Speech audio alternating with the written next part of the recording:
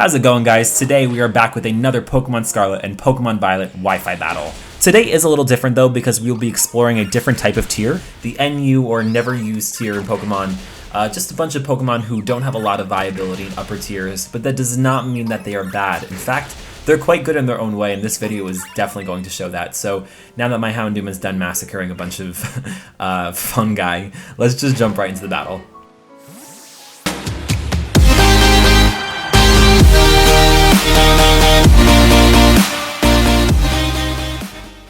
This team was created by the doctor himself, Pokeaimmd, and if you're watching this video, you probably know who he is more than you know who I am. I don't really use NU to find battles, but I wanted some inspiration, and I'm happy that I came across this team because I like it a lot. Sandaconda is great for setting up rocks and getting a glare off as well. It's also physically defensive, and I did not know that. Houndoom, Dunsparce, Passimian, Vaporeon, and Frosmoth, so I have some good coverage here. He's rocking with Medicham, who is most likely going to be Scarfed. Dunsparce, which is definitely bulky most likely. Jolteon, hella fast. Venomoth, definitely going to set up Quiver Dances and probably put something to sleep. Lycanroc, which can definitely set up Stealth Rocks, and that Accelerock is lethal.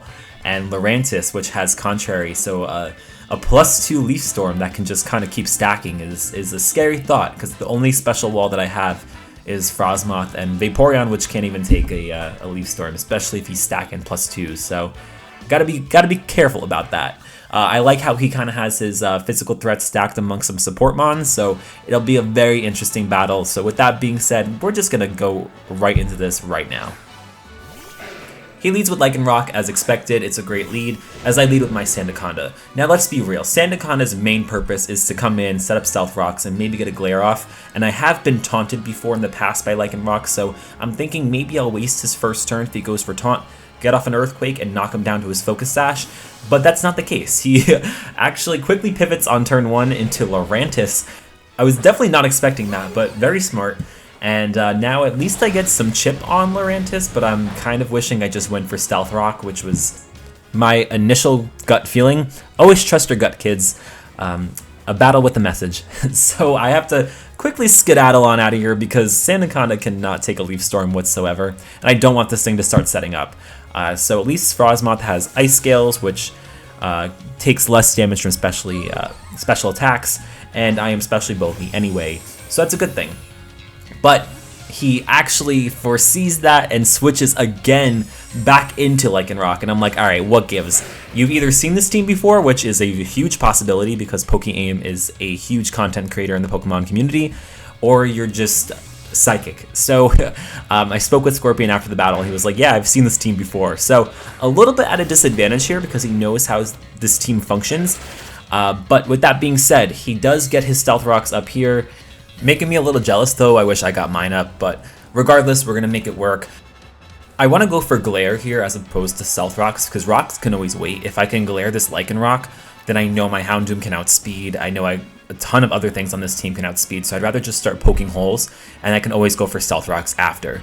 However, if he decides to go into Lurantis now, that'll suck, but at least it'll be paralyzed. Either way, there's a plus side to every possibility, and he does decide to switch into Lurantis here.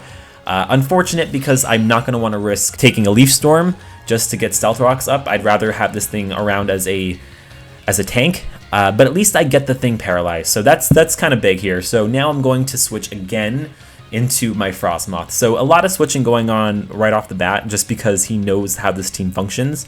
But there's still a lot of strategy here involved. So that's honestly keeping me on my toes.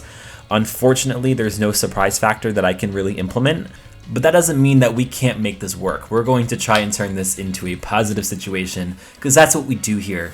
We're just going to try and stay positive, remain calm.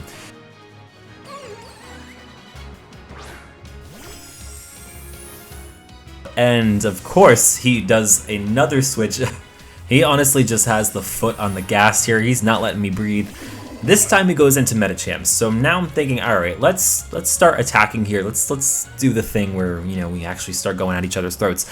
But in order for me to do that, I actually do have to make a switch because I cannot sack my Frosmoth. That's not happening. I'm going to now switch into my Sandaconda to get this thing chipped down with my Rocky Helmet. And Sandaconda is pretty bulky. I do have investment in defense, but unfortunately, close combat is going to rip through, and it's going to be a 2-hit KO. Turns out this thing is life orbed, not scarfed, so that does make a difference in terms of how much damage it did against me, and that makes me sad because now I can't get my stealth rocks up. So now we have to regroup just because unfortunately Sandaconda is really not going to serve a huge purpose in this battle, but I would be stupid not to sack this pigs in a blanket looking snake. It's just not fast. I would be taking chip every time I switched out because of stealth rocks. The nice thing is that I do get double chip with Rocky Helmet on top of the life orb damage that this Medicham is taking. That does ease my mind a little bit. Despite my opponent beating me right now, I think I do have the upper hand because now I can just bring in Houndoom. I know that Medicham can outspeed me, and I can threaten him with the Dark Pulse. I know it's going to rip into pretty much anything that comes in because his Pokemon really aren't extremely bulky other than the Dunsparce. And if he does bring into Dunsparce, I can always taunt him so he can't set up Calm Mind. So I do have a plan in motion. It's just a matter of hopefully executing it correctly. I decide that I'm going to go for a Dark Pulse. God, I wish I'd go for Nasty Plot, but Houndoom just does not have high base speed. I mean, it's good base speed, but it's not great base speed. Instead, the Dark Pulse is going to come through, and it's going to do a ton of damage to Lycanroc. But like I said, Houndoom just does not have great speed. It is a wannabe Chi-Yu, and the thing about wannabes is that they fall short in a lot of ways. And because I'm just not that fast, a tackle sends me to the pits of hell, so I have to switch out. I'm thinking the move is Passimian because I could resist the rock type attack. I could also go into Vaporeon if he wants to play dirty and go for something else, which I honestly should have just gone to Passimian. Again, the theme coming back of trusting your gut is very important because this was kind of a misplan on my part, and you'll see why. Goes for Stone Edge here and misses, thankfully. Yeah, that would have been pretty big, and I don't want chip damage on Vaporeon, especially since Stone Edge has a higher chance to crit, so I'm happy that he missed. So I'm just going to go for Surf now, easy peasy. It's the best thing for me to do. A Water on Rock sounds fine by me. He probably will switch though, unless he just wants to chip me and then die. But given how many times that we've switched, I don't think that's the plan.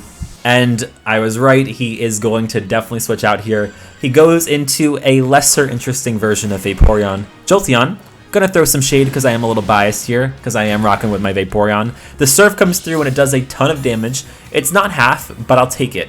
And it turns out that this thing does have leftovers. It's nice to see because I know that he doesn't have Specs or Scarf because either of those options sucks when you go up against them. Specs Jolteon is literally an itch with a B, if you know what I'm saying. So now I have to switch out here, and I'm thinking the move is probably Frosmoth because of my sheer bulk. I should be able to take a Thunderbolt quite nicely. And I think I'm starting to gain my footing in this battle now, finally. I'm able to finally chip down at his Pokemon. Like, this Jolteon is near half. His Lycanroc is pretty much almost dead. His Lurantis is paralyzed. And now this stupid Ice Moth is literally going to take this to the face. Like, look at that. That's insane. That is absolutely crazy. This thing's a unit. If you told me that Frosmoth was good, I would have never ever picked this thing before. It just took me getting bodied over and over on Showdown to realize that Frosmoth actually has a lot of potential. Ice Bug though sucks. Its bulk and its ability, very good. All right, let me stop fangirling. So because Jolteon did Volt Switch, he now has a type advantage against me, and I'm quickly realizing that Medicham is the problem. Like, it's me, hi, I'm the problem, it's me. Taylor Swift wrote that about Medicham. I have no hard checks against this thing whatsoever. So the only thing that we really can do is just cross our fingers and toes that this close combat that's about to lay hands on us is something that Vaporeon can handle well. And it's unfortunate because I'm wrong. I'm loud and wrong. So at this point, the message that I'm getting is that anything that switches into a Medicham close combat is pretty much going to be sacked at this point. Because I just don't have anything that can take a close combat. Like, Vaporeon was the next in line to start eating attacks, and I'm surprised that was damn near a one-hit KO. I mean, yeah, I had some chip, but I was still sitting pretty high. Did not expect that. Wow. I mean, I knew it was going to do a lot of damage. I just didn't think it was going to be that much. Okay, so there's nothing that I can do here. I have to sack Vaporeon. Thunder Punch is going to kill me, obviously. Wow. Alright, so we're going to counter back.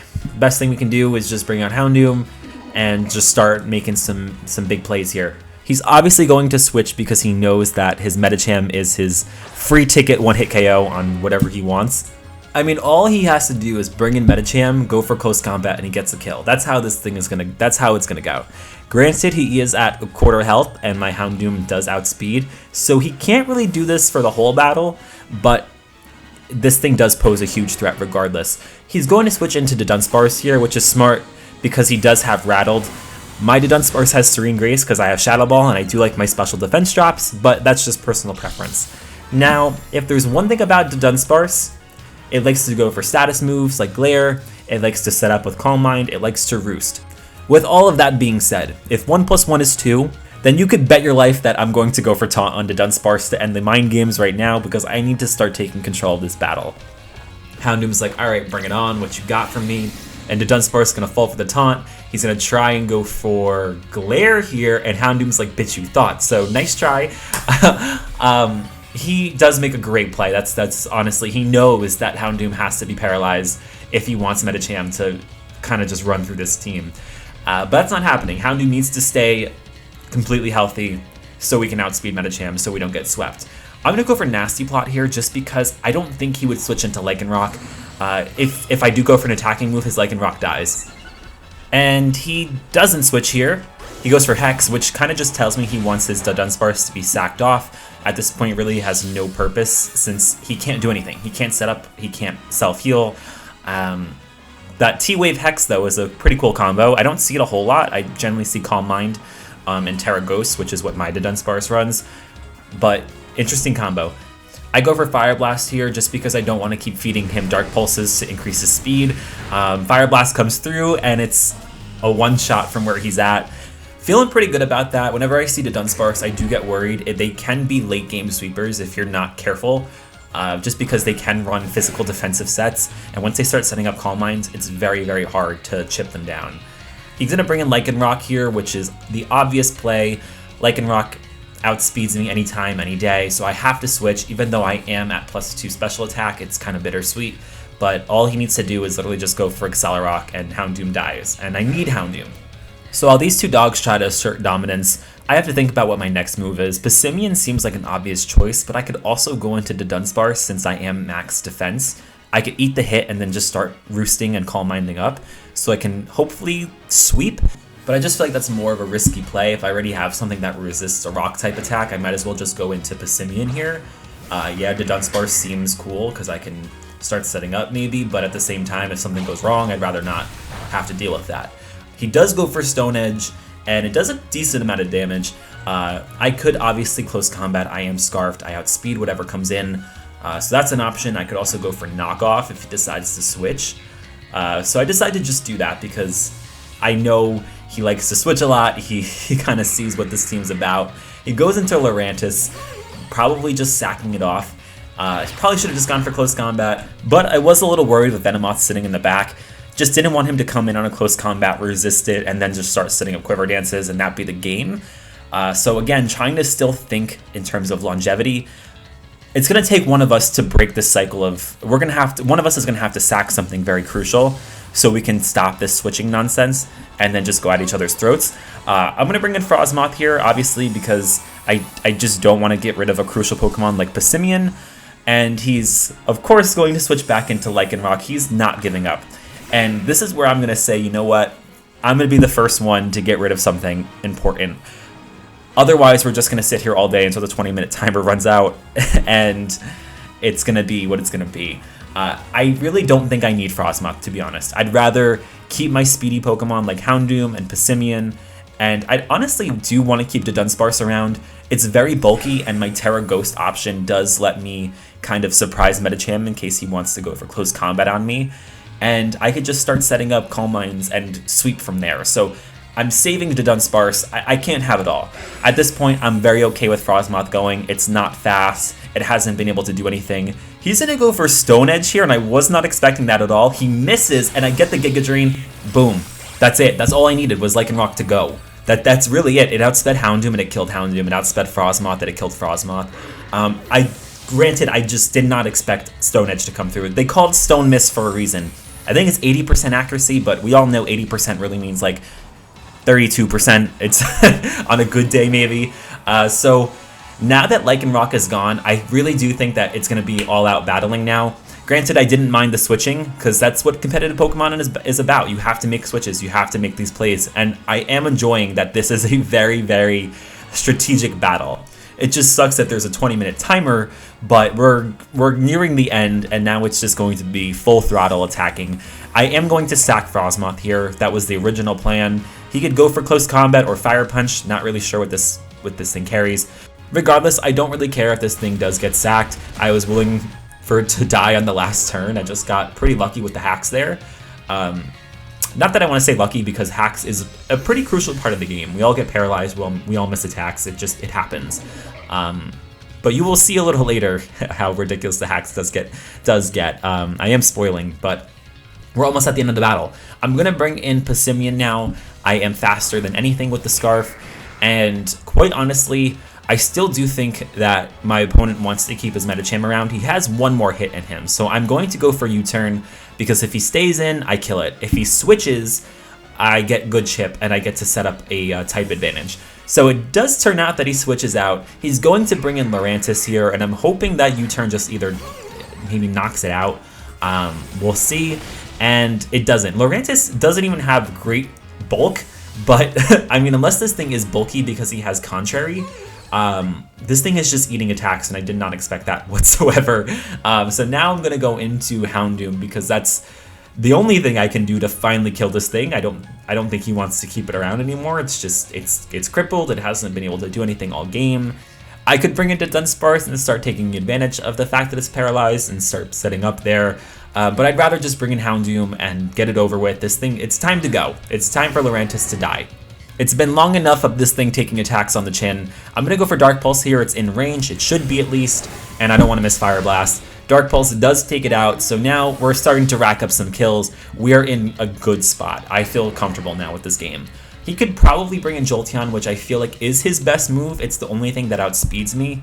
And running Calcs, a Thunderbolt from a leftovers Jolteon does 2-hit KO me, but the fact that it 2-hit KOs me, not 1-hit KOs me, is everything that you need to know. That's why I was saying earlier, Specs Jolteon would have been a different story. It probably would have definitely killed me, just because Houndoom is so frail. So Thunderbolt comes through, and I do take that quite nicely, but I do get Parahacks here, not Parahacks, Paralyzed, and that's going to really suck, because despite taking out Jolteon and Houndoom putting in work, there's no smooth sailing anymore. All I had to do was Fire Blast the Venomoth and Dark Pulse Medicham, and that would have been game. Unless he has some funky Terra option on Venomoth, it's just going to be, of course, a challenge in the last minute and 15 seconds. To be fair, though, he did miss 2 Stone Edges on his Lycanroc, and one of them was pretty critical against my Frosmoth.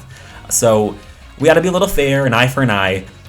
He is going to go for Bug Buzz to take out my Houndoom. Very unfortunate, because this Houndoom was so critical. It took out Lurantis, it took out Jolteon, it took out Dunsparce, it would have taken out Medicham, and it would have taken out Venomoth for sure. So Houndoom just had it set up, but that paralysis was pretty dirty. I'm going to go into Dunsparce now, finally. There's not much time left, but what I can start doing is just start setting up.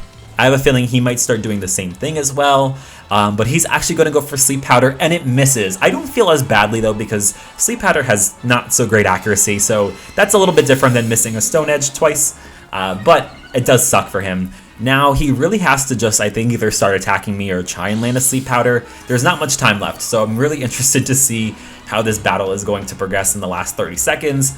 I'm going to go for a Boom Burst. I'd rather just attack. And he's going to go for another Sleep Powder and miss again. I felt so bad, but that's just the game sometimes, as unfortunate as it is. Boom Burst is going to come through, and it just narrowly doesn't kill the Venomoth. Had he landed Sleep Powder, I think it would have just boiled down to how many turns I was asleep for, because I did have Calm Mind on myself as well. But either way, this was a great battle. I know Hacks, losing to Hacks definitely does suck. Missing 2 Stone Edges and missing 2 Sleep Powders is unfortunate, but I also probably could have won with Houndoom if I didn't get paralyzed. I just needed to land a Fire Blast and then a Dark Pulse on Medicham because I was faster. There are a lot of variables at play here. Regardless, Hacks is an annoying part of the game, as unfortunate as it is. And Scorpion, you played so great. It was a hell of a battle, honestly, with the switching back and forth and just the nature of the teams. I enjoyed it so much. Guys, if you liked this video, please leave a thumbs up and consider subscribing to my channel. I would greatly appreciate it. Until then, I will see you all on the next one.